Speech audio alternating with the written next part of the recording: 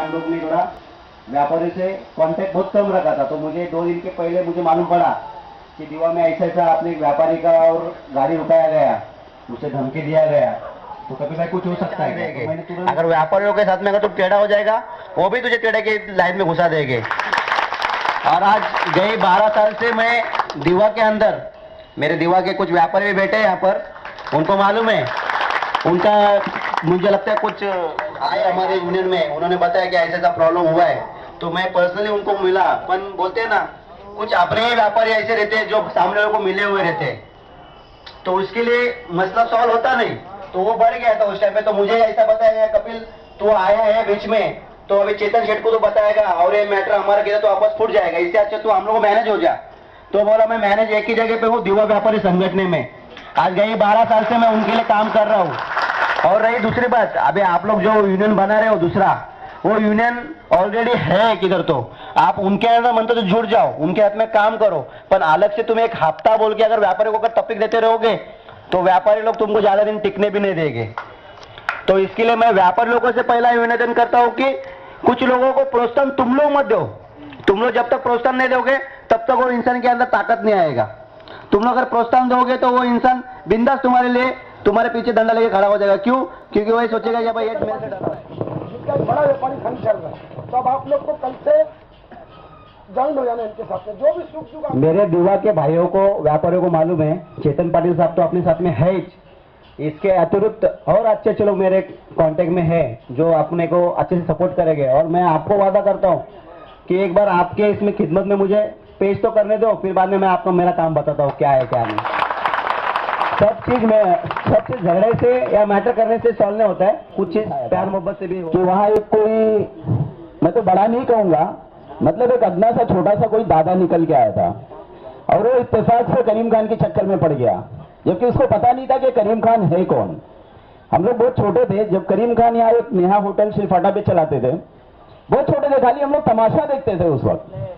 कोई दादा आता था, ये भाई ये मैं बनाऊंगा, ये दीवार मैं खड़ी करूंगा, 2 लाख की दीवार है, 5 लाख, ऐसे कुछ कोट करता था ना भाई। जब वहां से डंडा और हॉकी निकलता था तो वो सीधा गांव का रास्ता भागता था, उसको पता नहीं था वो करीम खान के इसमें फंस गया जाल में। अब ये हमने सुना है कि एक कोई और नया दादा आजकल में आया हुआ दीवा में, जबकि उसे पता नहीं कि वहां पे हमारे कपिल जी वहां पे है, या हमारे जो अनीस भाई स्कैट संघ के जो एसोसिएशन के प्रेसिडेंट हैं वो भी वहां मौजूद है। खैर आगे तो जो भी होता देखते हैं। मैं बहुत ज्यादा तो इसमें नहीं बोलना चाह रहा था, लेकिन आप लोगों को एक चीज मैं बता दूं कि हम लोग तकरीबन यहाँ पे बैठा हुआ हर आदमी 1500-1600 किलोमीटर दूर से आके महाराष्ट्र में अपना पैर जमाया है।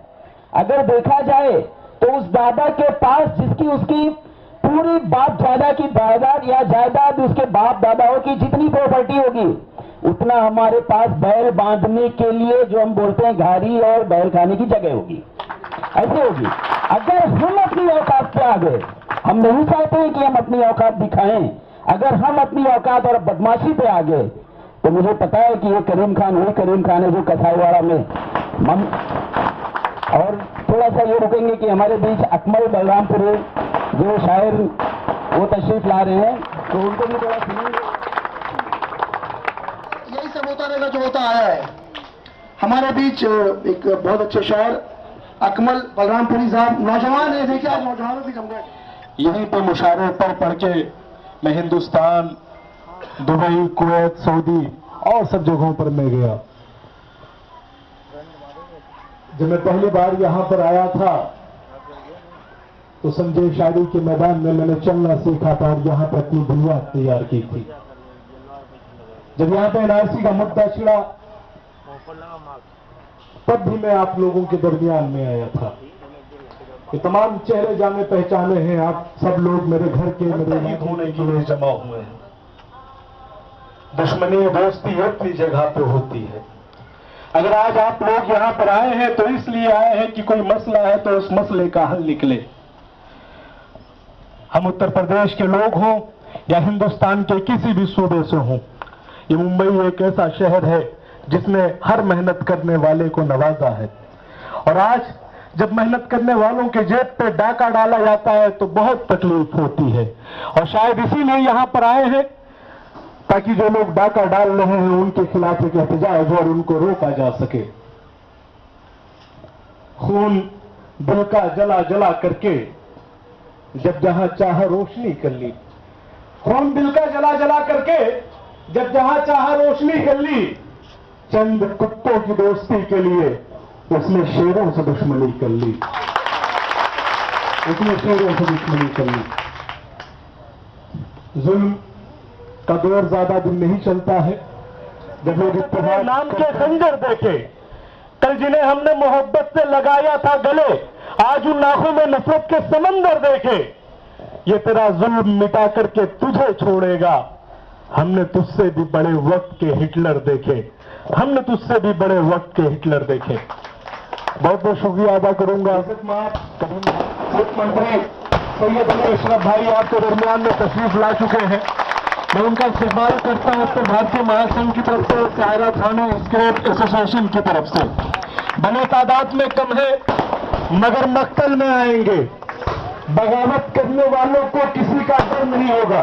सैयद अशरफ अली भाई आपके दरमियान में आ चुके हैं, आपके अब्दुल अजीज लीडर सैयद अशरफ अली भाई। हम कायरा थाने स्क्रेप एसोसिएशन की तरफ से उनका इस्तेमाल करते हैं। भले तादाद में कम है मगर मक्तल में आएंगे, बगावत करने वालों को किसी का डर नहीं होगा। तुम्हें इंसान की इंसानियत का बाब लिखना है, तुम्हारा खून बोलेगा अगर ये सर नहीं होगा। भले तादाद में कम है मगर मक्तल में आएंगे, बगावत करने वालों को किसी का डर नहीं होगा। तुम्हें इंसान की इंसानियत का बाब लिखना है, तुम्हारा खून बोलेगा अगर ये सर नहीं होगा। और मुअर्रिख जब कभी तारीख का पैगाम लिखेगा, तुम्हें उनवा बनाएगा, तुम्हारा नाम लिखेगा, तुम्हें उनवा बनाएगा, तुम्हारा नाम लिखेगा। बहुत बहुत शुक्रिया। ये थे अकमल बलरामपुरी साहब जो अपने ख्यालात का इजहार फरमा रहे थे।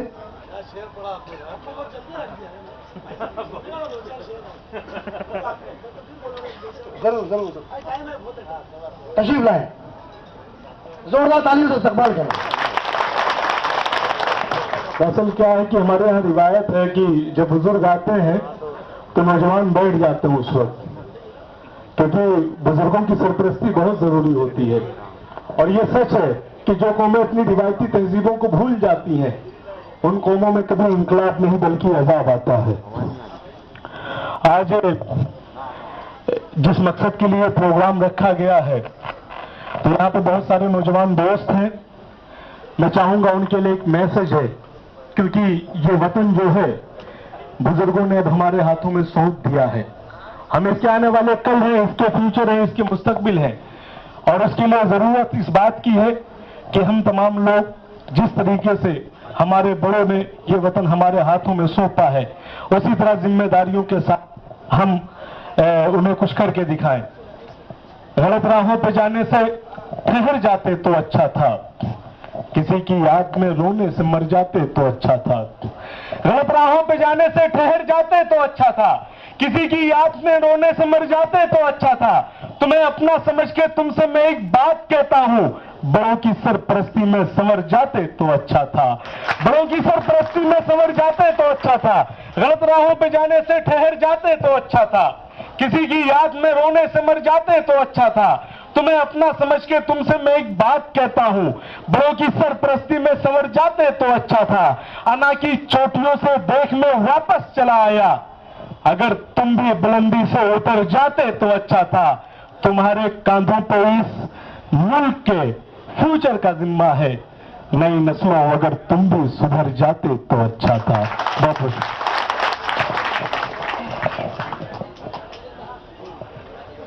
ये थे अकमल। तलवे लहू लहू करना, फिर उसके बाद गुलाबों की आरजू करना, और उसे खबर नहीं मैं कट चुका हूं अंदर से, उसे खबर नहीं मैं कट चुका हूं अंदर से।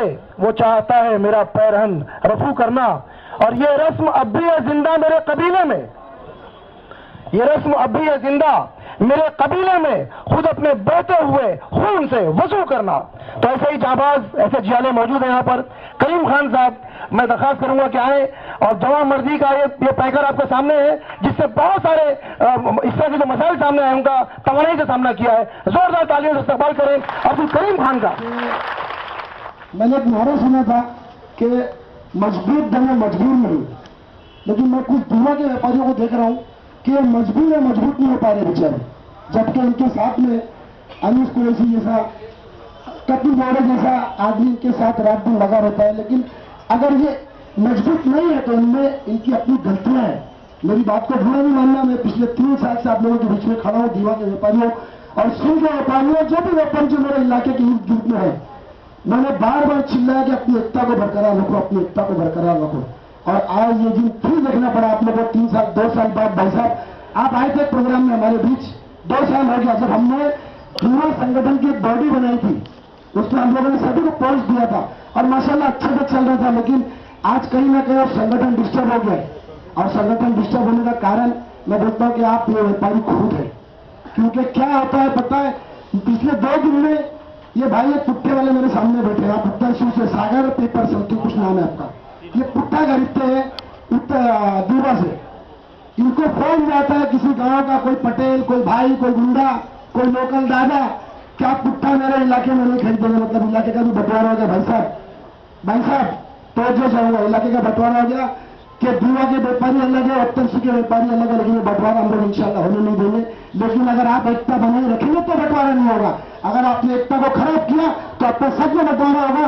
सागर पेपर उत्तर सिंह वाला दीवा माल नहीं दे पाएगा, दीवा वाला माल सिल फाटा नहीं दे पाएगा। या आप लोगों की कमजोरियां मैं बताना चाहता हूँ इस माइक पर 100 लोगों के 50 लोगों के सामने कि सागर मार्केट वालों को फोन आता है कि भाई तुम माल इन व्यापारियों से खरीदो और माल नहीं दूंगा। दादा बोलता है, जो गुंडा है वो बोलता है कि माल नहीं दूंगा, और आप 10 व्यापारियों को बताता है कि आप कोई माल लेने नहीं आएगा। और जो माल 10 रुपए किलो है वो माल को 4 रुपए किलो गुंडा खरीदना चाहता है। अगर उसको धंधा करना है तो कायदे से धंधा करके करे, हमारे साथ में हमारे बीच में धंधा कर सकता है, कोई बात नहीं। सागर मार्केट वाला है, जमुना बॉटल वाला आता होगा, जो बॉटल खरीदता खाली बॉटल कहा है, जमुना बॉटल का इधर है, जरा इधर ये जो कहा बेचारा ये माल भरना छोड़ दिया, धुआं वाले लोग आप लोग इसको पहचानते हो गए, ये धुआं से माल भरना छोड़ दिया। ये क्यों माल छोड़ा, पहले मतलब सारा धुआं का व्यापारी बताए क्यों माल भरना छोड़ा इसने, क्यों आपको किसके किसके की बॉटल आती है, ये धुआं से माल भरना क्यों छोड़ा? इसका कारण आप लोग खुद है, क्योंकि आप लोग आपस में एक दूसरे की टांग घसीट रहे हो, और अगर इसकी टांग घसीटी जा रही है तो कल आपका भी नंबर अगर मिल रहा है। और ये आया है नंबर, सबका नंबर लगा करके सबका नंबर आया है, सबकी टांग खींची गई है। तो दीवा के व्यापारियों, अगर आप लोग संगठन चाहते हो, और अभी आपके सर पे तो माशाल्लाह हमने एक कार वापस दे दिया नौजवान जो पिछले 10 सालों से संगठन का काम करता है। अगर ऐसे लोगों के साथ में अगर आप लोग काम नहीं कर सकते, अगर आप अपनी एकता नहीं बना सकते, तो मैं नहीं समझता कि कोई आप लोग की सेवा कर पाएगा। जमुना बॉटल वाला सारे दीवा के व्यापारी को पहचानते हैं, और मैं चाहूंगा कि जमुना भी अपनी राय बोलते नहीं पाएगा बेचारा, लेकिन मैं कोशिश करना कि कुछ बोलने की कोशिश करे, ये बताने की क्या किया था। भाई मेरी गाड़ी जाती थी तो गाड़ी दीवा के अंदर पहुंचती नहीं थी, जैसे मेरे पास फोन आता था कि नहीं भरने आने का। ये फोन कहाँ आज अब कौन फोन कराता है? यही लोग कराते होंगे, ये हमारे व्यापारी करा। हाँ भाई थोड़ा हिम्मत से बोलो, बोलो। गाड़ी दीवा तक नहीं पहुंचती थी, नाके तक मेरे पास फोन आता था। आज वही बियर की गोली 250 रुपया गोली मार्केट में बिक रहा है, आज वही 3 रुपया किलो दीवा से उठ रहा है। किसकी कमजोरी है ये आप लोग के माल का भाव जो कम हो रहा है, किसकी गलतियां हैं? ये किसी और की गलतियां नहीं, किसी और की गलतियां नहीं, आप सबकी खुद की गलतियां हैं। अभी उसी विषय पर मेरे कपिल भाई से भी चर्चा हुई, अभी जब हम बाहर बैठे थे तो कपिल भाई ने भी कुछ अच्छी बताया धुएं का प्रैक्टिकल आदमी जो वहीं पर रहता है। अब इसकी बात को झुंडे का माल देने की जो बातें करते हैं कि ठीक है साहब मैं आपको माल दूंगा, जो 10 रुपए किलो में माल 3 रुपए किलो में जाता है, नुकसान हमारा नहीं है, नुकसान आप व्यापारी को ही। तो सबसे पहले आप लोग इसको सीधा करिए, फिर आप फिर आप कपिल भाई के पास जाइए। अगर ये सीधा होगा तो कपिल भाई के लिए खड़ा होगा। कपिल भाई ने बस चौथ फॉरवर्ड बोल दिया कि मैं आपके बीच तभी खड़ा होगा जब आप लोगों की एकता बरकरार रहेगी, आप लोग 1,90,000 से धंधा करेंगे, तब मैं आप लोग का साथ दूंगा, वरना मैं भी साथ नहीं दूंगा। भाई साहब अभी मैं आपको एक मौजूद और बताता हूँ कि ये सारे जो व्यापारी जो जमा है, छोटा सा प्रोग्राम था, अचानक में रखा गया है, जल्दी में धड़पड़ में कल की बात थी कि कुछ गुंडे आके दीवा के व्यापारियों को सता रहे कि 2 रुपए किलो 4 रुपए किलो दिया जाए। अभी मैं उत्तर सूची की बात करूंगा। मुजफ्फरपुर खड़े हो, अब भी पढ़ो। ये मुजफ्फरपुर कब से गाला था आपको ऑर्डर पे? गाला कब से ऊपर है? गाला कब से था आपका ऑर्डर पे? 2013 से इनका उत्तर सूची नाके पे गाला है। 2013 से पत्रकार बंधुओं, मेरे भाई ने जरा सुनिए, 2013 से इस गरीब का गाला है भाई साहब। तो चाहूंगा 2013 से इनके पास टैक्स, मीटर, पावती, हर एक पेपर है इनके पास। और रोड वाइंडिंग है, रोड वाइंडिंग सभी इलाकों में चलिए, हमारा डेवलपमेंट हो रहा है। रोड वाइंडिंग में इनका गाला 8 फुट टूट गया। इनके गाले की लंबाई 45 फुट थी, 8 फुट टूट गया। तो बाकी का माल बचा इनका, बाकी की जगह बची 2013 से नहीं 2005 से। 2005 से देखो, 2005 से इनका गाला है। रोड वाइंडिंग में जब इनका गाला टूटा तो बाकी का गाला गिर गया, आड़ा टेढ़ा हो गया। मगर लॉकडाउन आ गया, लॉकडाउन की वजह से बुजुर्ग आदमी, बूढ़ा आदमी गाँव चला गया, पहुंच नहीं पाया अपने गाले पर। आज अभी 15 दिन पहले जब अपने गाले पर गया तो वहां पर एक बहुत बड़ा भाई है, दिगंबर भाई, क्या नाम है उसका सरनेम पूरा? दिगंबर अंबेकर एक बहुत बड़ा भाई वहां पर ऑफिस लेके बैठा। करता क्या मालूम है? लोगों की जमीनें कब्जा है, और उसने कब्जा कर लिया इस चाचा का गाला, कब्जा करके बना भी लिया है, और अब गिराक ढूंढ रहा है बेचने के लिए। और मैं पिछले एक हफ्ते से इनकी प्रोसीडिंग में, हालांकि लेट हो गए, लेकिन इनकी प्रोसीडिंग में मैं हूँ सही अली भाई साहब। और ये मैं चाहूंगा कि इसका नेतृत्व आप करो, उनको इंसाफ दिला इस गरीब को। अनिल भाई, रोडे भाई, सभी से मैं रिक्वेस्ट करूंगा कि इस बूढ़े को इनका हाथ दिलाएगा। हाथ बनता है कि नहीं बनता है इन बूढ़े का? ऐसे मैं लाइन लगा दूंगा भाई साहब, जो अन्याय मेरे इलाके में होता है मैं इसे लाइन लगा दूंगा। आप गिनते गिनते थक जाएंगे, चाहे दवा हो, चाहे किसी की जमीन कब्जा हो, चाहे किसी का पैसा खाना हो। चाहिए चाचा बोटे वही भाई का, वही भाई कैंसर वाले इधर आओ। मैं आज स्पीच नहीं देने वाला भाई साहब, मैं कुछ चीजें बताने वाला हूँ समाज को, पत्रकारों को कुछ चीजें मैं बताने वाला हूँ। स्पीच दे दूंगा मैं। ये वही भाई, इनको कैंसर है, वही भाई निकाल दो, मास्क निकाल दो।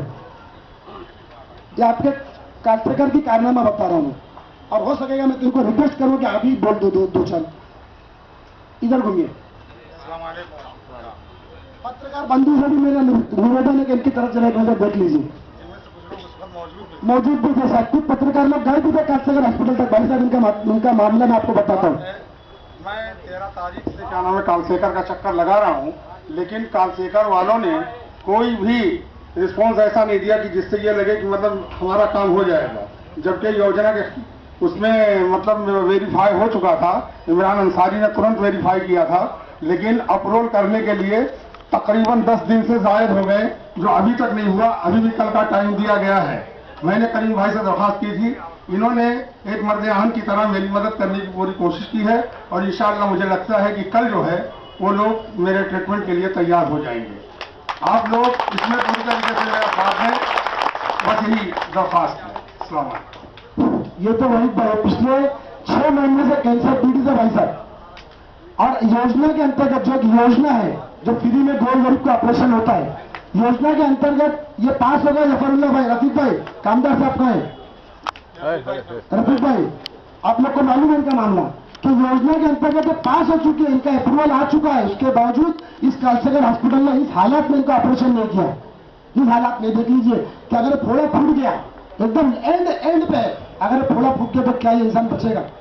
नहीं बच सकता। मैं समझता हूँ हालत देखिए। अब इतना गरीब आदमी है कि 10,000 रुपये खर्चा नहीं था, 60,000 रुपये डॉक्टरों ने मांगा है। पत्रकारों से मेरी रिक्वेस्ट है कि इस पॉइंट को नोट डाउन करिए रफीक भाई और यूसुफपुरी साहब, यासर बगदादी साहब, इसका पॉइंट नोट डाउन करिए। 60,000 मांगा था उन लोगों ने, 60,000 रुपये इनसे मांगा जा रहा है, मैंने इसका पहले भी पूछा। जबकि योजना में पास हो गए भाई साहब, योजना में इनका नंबर आ चुका है, लेकिन उसके बावजूद इनका ऑपरेशन नहीं किया गया।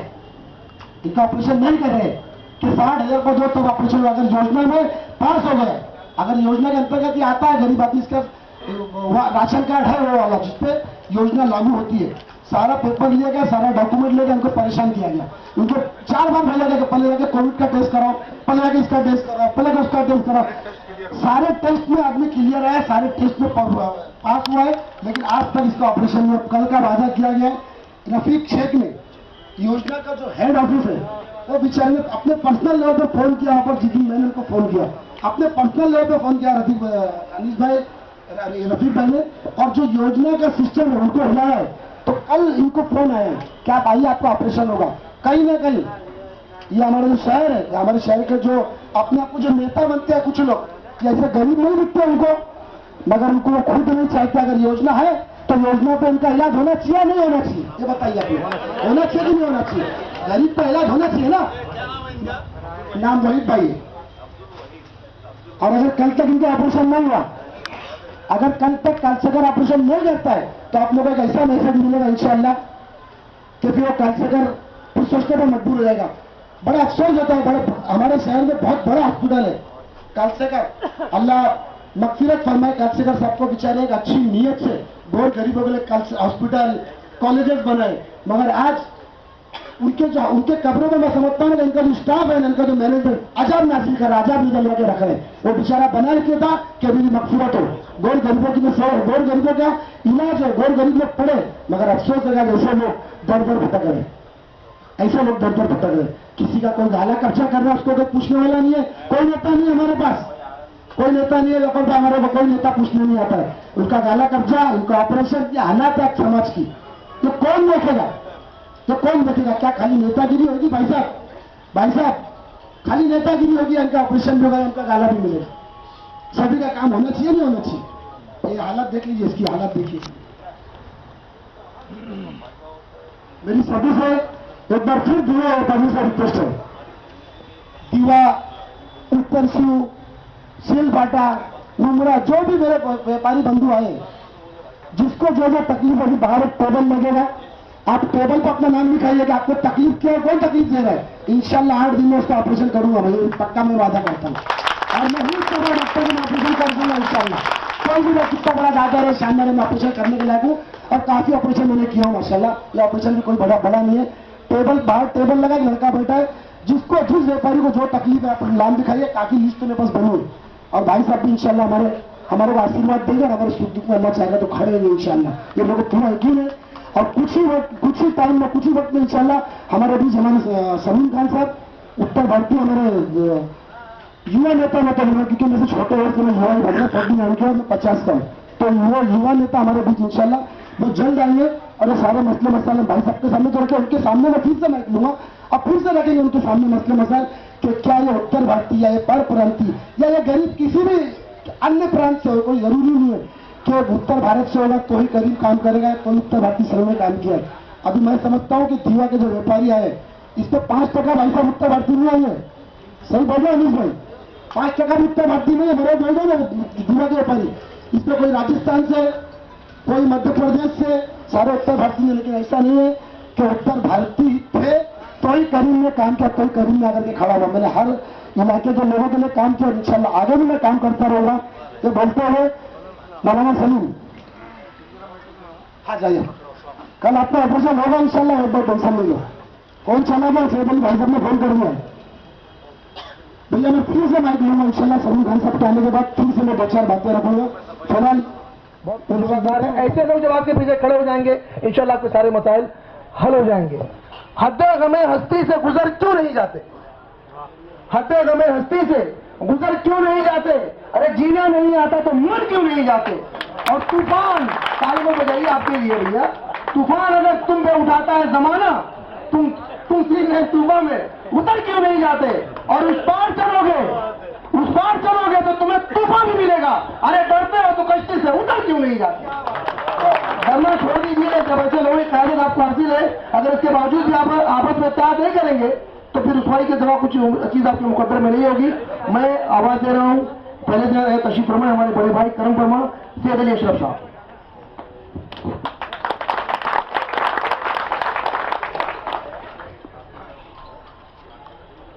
अस्सलाम वालेकुम, नमस्कार।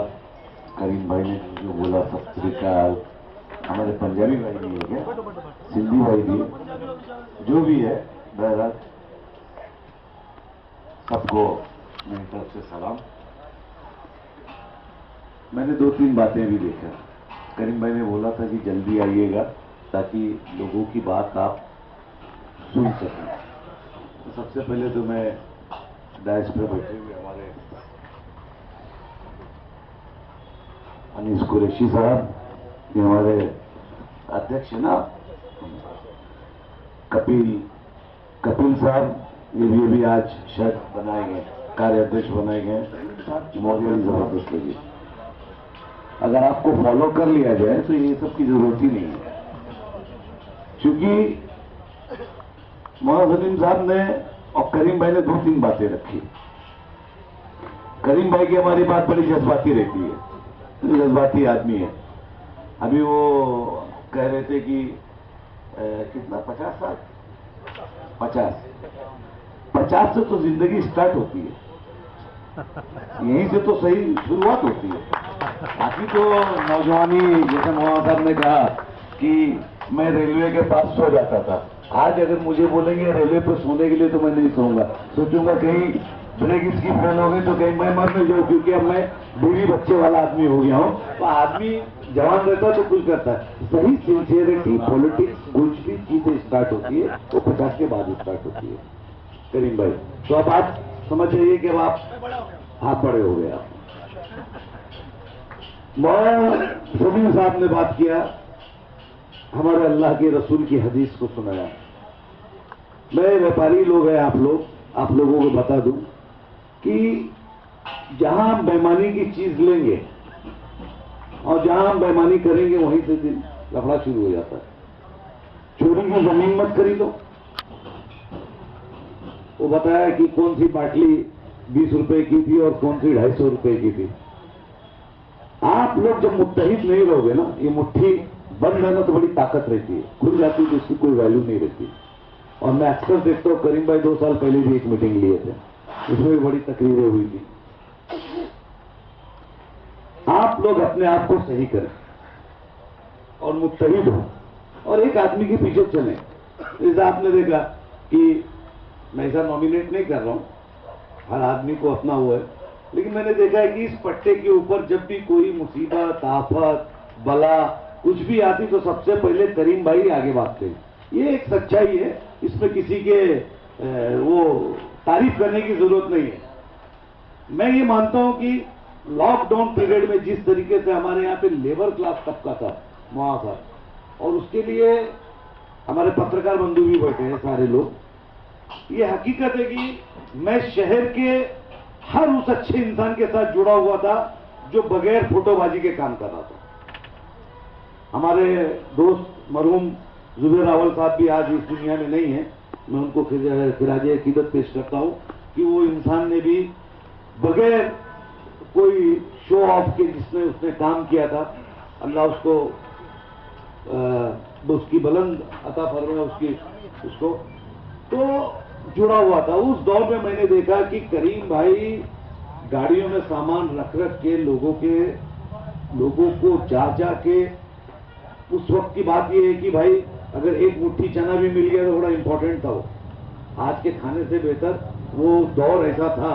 और उस पीरियड में काम करना कि जिस पीरियड में कोरोना इतना भयंकर रूप ले चुका था कि आदमी दहशत खाता था, बड़ा भाई छोटे भाई से दहशत खा जाता था।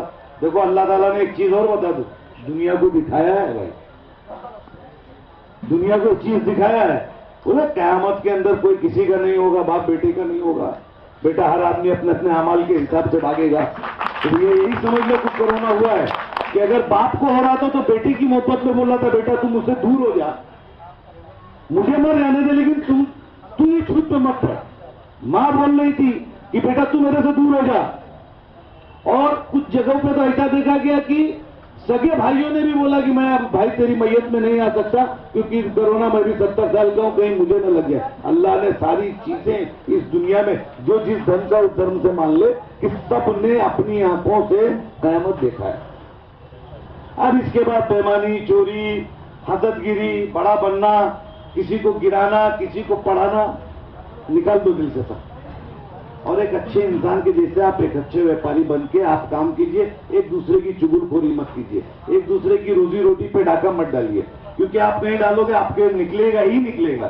बाकी रहा सवाल कि साथ देने का, तो माशाल्लाह बहुत बेहतरीन टीम बनी हुई है, हमारे सब लोग हैं, करीम भाई हैं, सारे लोग, मौर्या साहब है, हमारे अभी दीवा के अध्यक्ष बने। देखिए आप मुत्तहिद रहोगे ना तो दादा रहे बादा रहे, मैंने दादा इतने देखा कि दादा लोग से परेशान हो गए मतलब दादा खत्म ही हो गए लगभग। अब कुछ चीजें पट्टे में बच गए, वो भी खत्म हो जाएंगे। जो गलत चीज, देखो दुनिया भी गलत चीज नहीं, ठीक है, पुलिस थोड़ा मदद करती है ऐसे दादा लोग को, मैं जानता हूँ, क्योंकि उनके वहाँ पैसा रहता है, सोचते रहते। जैसे चाचा का भी एक गाले के बारे में बताया गया कि वो बेचारे लॉकडाउन में गए और उनका गाला कब्जा कर लिया। करीम भाई, मंडे में मंत्रालय में हूँ, ट्यूजडे को आप रखिए टाइम 12-1 बजे का, जो भी 1 बजे के बाद नहीं रखिएगा, 1 बजे रखिए, मैं भी चलता हूँ। अभी कोई सीनियर लेडीज आई है, शायद है ना, लेडीज आई ना, अच्छी लेडीज अच्छी है, और चल के उसकी शिकायत किया जाए। ऐसी गुंडागर्दी नहीं चलेगी कि किसी के सरापा गाले को कब्जा कर लेना। तो ये तो साला ऐसा हो गया है कि मतलब अब इसको क्या, कौन से लैंग्वेज में या कौन सी भाषा में मैं बात करूं इसके ऊपर, कि ये तो इतनी बड़ी गुंडागर्दी है कि सरापा मेरी चीज और तुमने बना लिया और तुमने कब्जा भी कर लिया और तुम ही बेचने के लिए निकल गए। तो ये तो सरासर गुंडागर्दी का मतलब मेरे ख्याल से महाराष्ट्र में पहली बार ऐसा सुनने में आया है? जो भी है, लेकिन हमको अगर देखिए, एक बात सुनिए, होता है करीम भाई हर जगह, देखिए ऐसा है, होता है। मैं इसीलिए बोलता हूँ ना कि यूनियन और यूनिटी बनाना बहुत जरूरी है, और जब आप यूनिटी में रहोगे ना तो आपके पीछे 500 लोग खड़े रहेंगे, और जब आप अकेले लड़ाई लड़ते रहोगे तो आप अकेले ही रह जाओगे। तो इसके लिए ये व्यापार सेक्टर है, इधर व्यापारी लोग रहते हैं, तो आप लोग का वो बनना, भले करीम भाई ने उत्तर भारतीय संघ में मेरे को नहीं रखा है, लेकिन मैं भी उत्तर भारतीय हूँ, तो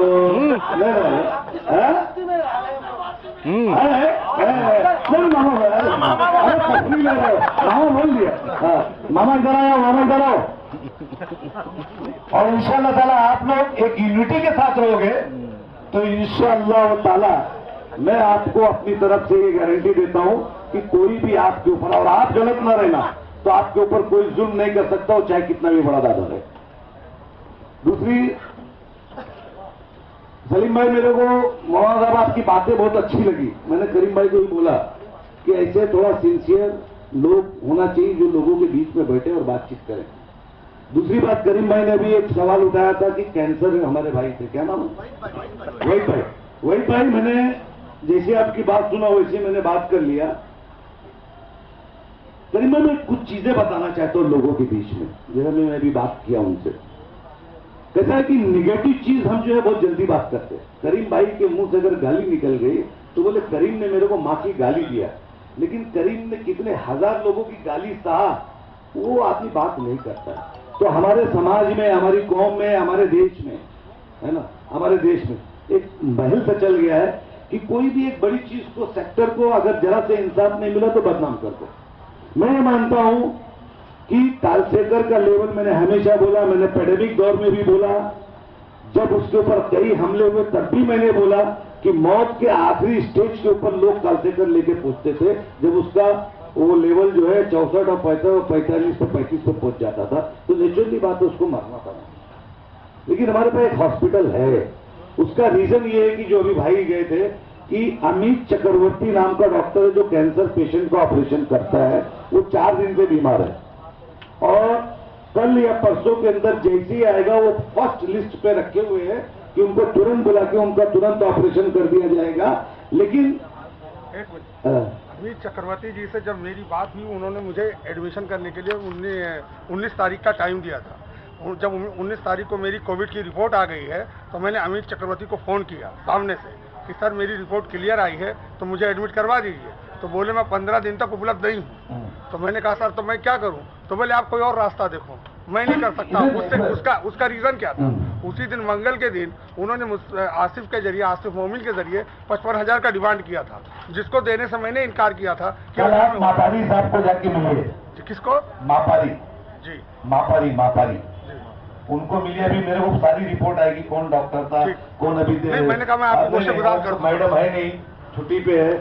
उसके बाद कोई शायद कोकनी नाम बताया उन्होंने, वो है नहीं अंसारी नहीं, कोई दूसरा नाम बताया। बोले अभी मैं आपको सारी डिटेल बताता हूँ। बहरहाल आपके काम के पीछे लग गया मैं। तो कहता कि थोड़ी चीजें हो जाती कभी देर सवेर, मैं आपके उसमें नहीं, आपका तो देख के तो एकदम ऐसा लगता है कि मैं अभी कैसे भी करके कहीं ना कहीं करवा दूं मेरा। लेकिन कहता है कि थोड़ा हमको सब्र की जरूरत नहीं रहती करीम भाई, क्योंकि कैसा है, मीडिया के अंदर आ जाती है, हमारा सिंगल मामला रहता है, 1000 लोग अच्छे भी होके जाते, लोग उस तरफ नहीं देखते। कितने कोविड पेशेंट अच्छे होके गए, वो किसी ने कोई तारीफ नहीं किया। और ऐसी संस्थाएं बड़ी कम होती हैं। मैं हमेशा संस्थाओं की इसलिए तारीफ करता हूँ, उसको आप नजरिए से मत लीजिएगा प्लीज भाई। मेरी जब ममरा था, जैसे मैंने बताया बड़ा पुराना था, तो मेरी बहन पढ़ने के लिए थाना अंजुमन जाती थी, करीम भाई, थाना माहीगिरी। तो इतना पैसा भी नहीं था, पैदल मुमरा की बच्चियां जो है वो माहीगिरी जाती थी। मैं पढ़ने के लिए मनन जाता था, और हिंदी मीडियम का हमारे उत्तर भारतीय के लोग वो मंगला स्कूल में जाते थे थाना के अंदर। बाकी मराठी तो मराठी शाला थी, यहाँ पे थी। फिर और अच्छा जाने का तो ज्ञानदीप थाना में लोग जाते थे। आज हमारे पास कैंपस हो गया है, तो अगर हमारे कैंपस में कोई गलतियां भी हो गई ना, तो उसको आप मतलब मदद करने की कोशिश करो। क्योंकि आज तो मैं देखता हूं ना कि जब उसके डीआरडी कॉलेज में जब जाता हूं तो देखता हूं कि 1000 लड़कियां निकाब पहन के एक ही कैंपस के अंदर खड़ी हैं, और लड़कियां हमारे गांव शहर की लड़कियां एक जगह खड़ी है। ये बहुत बड़ी बात है, इतनी बड़ी चीज बनाना। अब थोड़ी बहुत गलतियां जो अगर होती है तो उसको हम मैनेज करें, उसको बात करें, उनके प्रशासन से बात करें, अपने शहर में बड़े बड़े लोग हैं उनसे भी बात करें। तो हमेशा जो है, जो ऐसी चीजें हैं, नायाब चीजें जो अब नहीं बन सकती, न तुम बना सकते हो, न मैं बना सकता हूं, ना हमारे पास इतना है। जैसे मैंने उनको सेठ को बोला था, क्या नाम था उनका, वो अपने नवी मुंबई वाले सदू सेठ को बोला, सदू सेठ अल्लाह ने दिया है तो अभी एक आध बढ़िया नर्सिंग वर्सिंग का, इतनी बड़ी बड़ी जमीन पड़ी आपकी, एक नर्सिंग वर्सिंग का बड़ा हॉस्पिटल चालू कर दो, मरने के बाद भी दुआएं मिलते रहेगी। तो अब बहुत कम लोग हो गए इतने बड़े काम करने वाले, अल्लाह ताला से कर दो जुम्मत अता करे, और उन लोगों को कि जो इतने बड़े बड़े काम कर गए, क्योंकि शिकायत करना तो 2 मिनट का काम है, लेकिन उतने बड़े एम्पायर को संभालना, अरे बाप रे बाप, बहुत मुश्किल बात है, घर चलाना भारी पड़ता है। तो हम आपके साथ हैं, करीम भाई जहां भी बुलाएंगे वहां हाजिर हैं, और ट्यूसडे का टाइम ले लीजिए। करीम भाई गाली वाला एक काम करेंगे, और इनके पीछे आपका जो है, आपके पीछे उन्होंने बताया कि बहुत सीरियस है आपका मामला, ये भी बताया। तो अभी खुद कोई डॉक्टर है, उसका भी फोन आएगा तो उससे क्लियर हो जाएगा कि वो कब आ रहे हैं और आपका ऑपरेशन कब करें। मैं यही पे अपनी बात को खत्म करता हूं और सारे लोगों को सलाम अर्ज करता हूं, और मैं यहाँ से निकलता हूं, क्योंकि मुझे आज ये भी मन्नत रोड पे भी शादी है, फिर एक शादी और फिर मुंबई में भी शादी है, तो शादियों के दौर में है। आज का दिन शायद छठी शरीफ का है, तो इसलिए दिन बहुत ज्यादा शादियां आ सकता है। खुदा हाफिज़, शुक्रिया। उसके बाद तो एकदम वो रहता है। तो मैं करीम भाई को एक मरतबा फिर वो करता, क्योंकि क्या है कि करीम भाई उत्तर भारतीय को इकट्ठा कर देते हैं, और मेरे ख्याल से इसके अब जैसा ये हो गया ना, अब इसके बाद कोई उत्तर भारतीय को इकट्ठा नहीं करेगा, तो करीमी भाई करते। इसके लिए करीम भाई का मैं दिल से शुक्रिया अदा करता हूँ। आया आया आया आया आया अनस भाई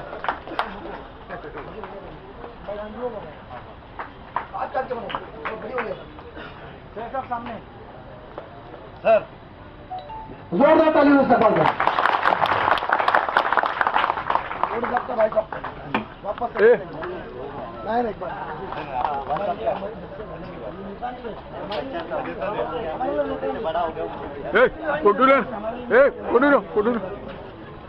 कपिल गोरे साहब का भी इस्तेमाल किया जा रहा है, केलनी भाई की मौजूदगी में जोरदार ताली उनका भी इस्तेमाल करें।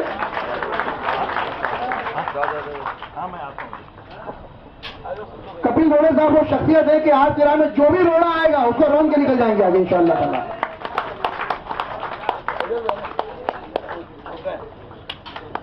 जोरदार ताली इस्तेमाल कीजिए।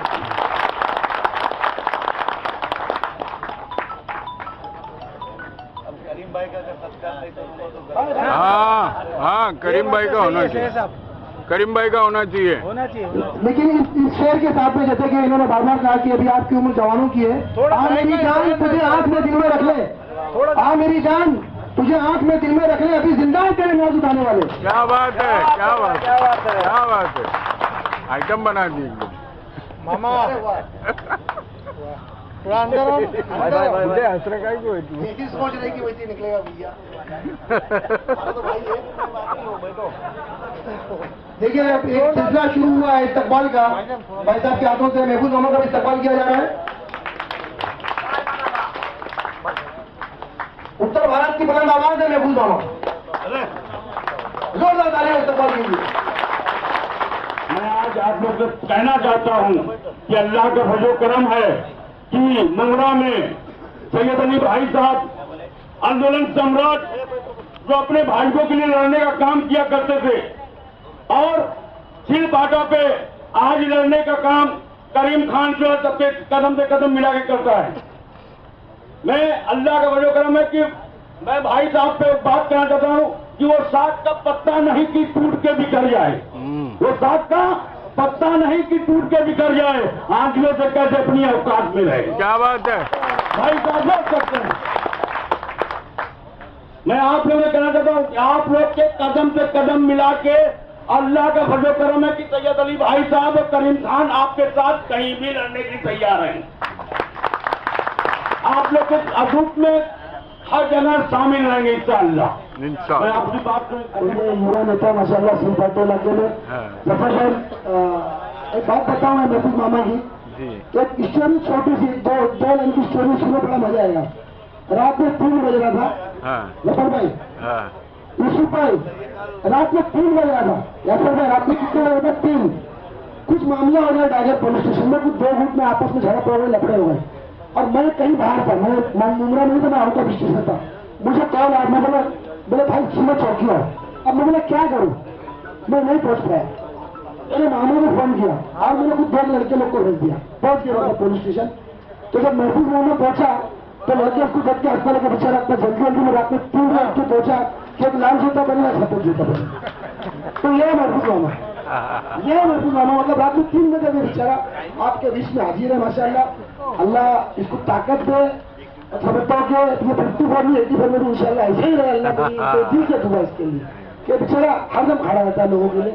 मेरे ख्याल से मैं महबूब मामा तक नहीं पहुंच पाता हूँ और पूरी कोशिश करूँगा कि 54 बजे तक महबूब मामा से हो जाऊँ इंशाल्लाह। जी भाई साहब, जो जुल्म ज्यादती यहाँ पर दीवा में शुरू हुई है खासतौर से अक़लियतों के साथ, उसके संदर्भ में क्या कहें? देखिए ऐसा है कि आज मुझे ये सब मालूम पड़ा है करीम भाई के यहाँ से आने के बाद। तो अभी मैंने इनको परसों का मैंने बोला है कि वहाँ के सीनियर का टाइम लिया जाए और सीनियर का टाइम लेकर उनको नई व्यवस्था बताई जाए कि इस तरीके की दादागिरी गुंडागर्दी होती है। किसी का गाला है, कोई कब्जा कर रहा है, कोई व्यापारी व्यापार करने जा रहा है, उसको मारा जाता है, उसके टेम्पो को वापस कर दिया जाता है। तो इस तरीके की गुंडागर्दी महाराष्ट्र में नहीं चलेगी और इसके लिए तुरंत हम सीनियर टाइगर सीनियर से भी बात करेंगे। उसके बाद में जरूरत पड़ी तो पुलिस कमिश्नर पंसागर साहब के पास भी जाकर उनसे बात करेंगे। भाई साहब ये जो कालसेकर हॉस्पिटल का मामला जो ऑपरेशन का आया है, तो आपने हॉस्पिटल के मैनेजमेंट से बात की? मैंने क्या डिक्लेयर हुआ? मैंने हॉस्पिटल के मैनेजमेंट से बात किया है। उन्होंने बोला है कि डॉक्टर चक्रवर्ती साहब नहीं आ रहे, इसके लिए उसका ऑपरेशन नहीं हो पा रहा है। वो ऑलरेडी उसमें योजना के अंदर है और हमारे फर्स्ट उसमें प्रेफरेंस पे डॉक्टर जिस दिन आ जाएंगे उनका ऑपरेशन हो जाएगा। जिस तरह से अभी आपको उन्होंने जानकारी दी कि कुछ पैसों की डिमांड की गई थी, तो अब ऐसा है कि ये व्यक्तिगत मामला है, उसमें मैं नहीं जाऊंगा। मैं चाहता हूं कि उनका ऑपरेशन हो जाए, उनका काम हो जाए और अगर कुछ इस तरीके की बात है तो मैं वो मैनेजमेंट से मैं बात करूंगा। आपको आश्वासन क्या दिया गया हॉस्पिटल की तरफ से ये कहा गया कि डॉक्टर चक्रवर्ती बीमार चल रहे हैं, 2-4 दिन के अंदर आ जाएंगे, वैसे उनका ऑपरेशन हो जाएगा। 3 दिन हो गया, 1 आध दिन और है आगे पीछे, और अभी थोड़ी रिपोर्ट उनसे जो मैनेजमेंट को मैंने बात किया वो और डिटेल्स मुझे देने वाले हैं। क्या नाम है आपका? अब्दुल वहीद सिद्दीकी। आपके ऑपरेशन के लिए सैयद अली भाई साहब ने कालसेकर हॉस्पिटल में बात की है, तो क्या आप इनसे संतुष्ट हैं? बिल्कुल यही लोग तो हमारे वो हैं भाई कार्यकर्ता, मतलब ये इनके यही इनसे उम्मीद रखते हैं अपनी खिदमत की, मतलब यही हमारा जरिया है इंशाअल्लाह जल्दी हमारी बात। लेकिन मेरे पास टाइम नहीं है, वक्त मेरे पास बहुत कम है। आज 11 दिन हो गया है, आज लेके 11 दिन हो चुका है ऑलरेडी कालसेकर हॉस्पिटल। अगर इससे मजीद और वक्त मांगा जाएगा तो शायद फिर आगे क्या होगा। शायद जो आपको पैसों की डिमांड की गई थी शायद वो अब ना देना पड़े, क्योंकि भाई साहब ने बात किया है। नहीं इंशाल्लाह देना ही होता तो मैं इस बात को उठाता ही नहीं। बिल्कुल देना होना नहीं पड़ेगा और इंशाल्लाह ताला अल्लाह ने चाहा तो हमारे भाई एकदम अच्छे होंगे, ऑपरेशन अच्छा होगा। मैं अभी रात में बात करके सब इनको भी डिटेल देने वाला हूँ। इसके लिए मैंने नाम भी लिख लिया, उनको भी ले लिया भाई से कि मतलब कल के दिन मेरा ये काम करवा दिया जाए, परसों न टाला जाए, क्योंकि ये एकदम मतलब बिल्कुल कगार में है, बस इतनी इल्तिजा है। क्या नाम है?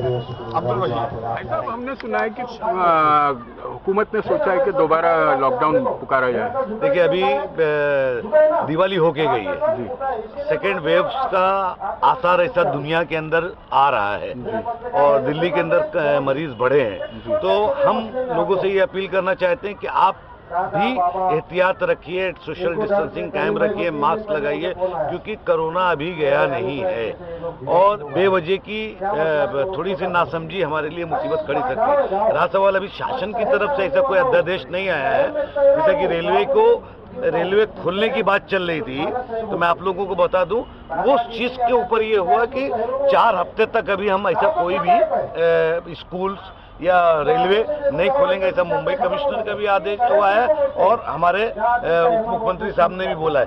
लेकिन अभी ये डिसीजन कि लॉकडाउन होगा, ये अभी तक क्लियर नहीं है। ये जब होगा तो आपके सामने आ जाएगा। शुक्रिया, थैंक यू। प्रवीण भाई किधर है? प्रवीण भाई अच्छा, गाँव गए क्या?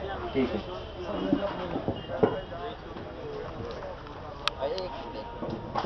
मैं आज ये मान लूं कि सब व्यापारियों के बीच में मैं काम कर सकता हूँ।